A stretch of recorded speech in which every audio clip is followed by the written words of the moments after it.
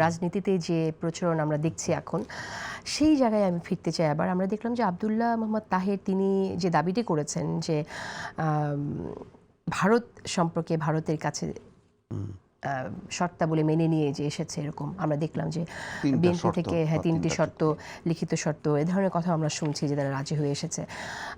এরকম একটি মন্তব্য দলের একজন দায়িত্বশীল নেতা, বড় নেতা কেমন করে করেন?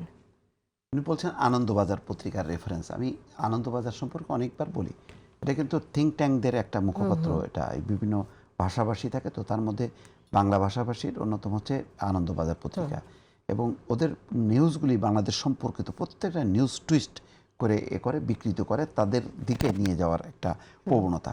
অনেক নিউজ এই গত এক বছরের মধ্যে অন্তত 4-5টা নিউজ তারা দেওয়ার পরে পরিস্থিতি খারাপ দেখে তারপর তারা উইথড্র করছে।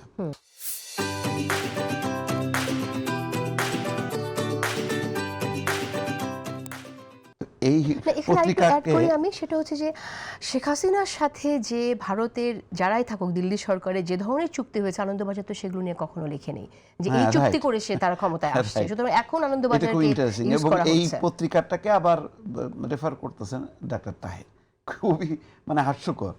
তো ভারতের এই পত্রিকা, যে বিতর্কিত পত্রিকা আনন্দবাজার, সেখানে বলতেছে যে আনন্দবাজারে এরকম একটা রিপোর্ট উঠছে, 3টা চুক্তি। একটা চুক্তি হচ্ছে এই যারা স্বৈরাচার বিরোধী আন্দোলন করছে তাদেরকে শায়েস্তা করতে হবে, আর একটা বলতেছে যে শেখ হাসিনাকে ফিরিয়ে আনতে হবে, আর একটা হলো যে চুক্তিগুলি অব্যাহত রাখতে হবে। এই শর্তে নাকি তারেক রহমান আসছে বাংলাদেশে, আনন্দবাজারে আসছে। বিএনপি এটা প্রতিবাদ করেনি। আচ্ছা, বিএনপি তো প্রতিবাদ করেনি, তো ওয়াশিংটন পোস্টে যে আমেরিকা আর এর চুক্তির কথা হয়েছে, ওয়াশিংটন পোস্টে কোনো প্রতিবাদ পত্র তো দেখলাম না। ওয়াশিংটন পোস্টে ছাপা হয়েছে, ওয়াশিংটন পোস্টে তাও একটা প্রতিবাদ করার একটা স্কোপ থাকে। আনন্দবাজার পত্রিকা, আপনি আজিজ ভাই বলেন তো, এই কী প্রতিবাদ করবে এটাতে? এই পত্রিকাটাই তো একটা বিতর্কিত, সেখানে প্রতিবাদ লিপি পাঠিয়ে দেবে আর সেখানে তারা ছাপবে। তার মানে তো হলো যে আমি পত্রিকাটাকে আমি কগনিজেন্সে নিলাম, গুরুত্ব দিলাম, এটাকে একটা অনুমোদন দিলাম। সবচেয়ে বড় কথা হলো সেটা হয়তো আনন্দবাজার পত্রিকা বা এই যে ছাপাইছে যে 3টা চুক্তি বা শর্তে তারেক রহমান আসছে এবং বিএনপি হচ্ছে মোট কথা ভারতের সাথে চুক্তি করছে, তার কোনো ডকুমেন্ট কি তারা দেখাতে পারছে? পারে নাই। এইটার পক্ষে বিপক্ষে কোনো রকম কোনো ভারতের কোনো দায়িত্বশীল কোনো ব্যক্তির কোনো বক্তব্য আছে? কিছুই নেই।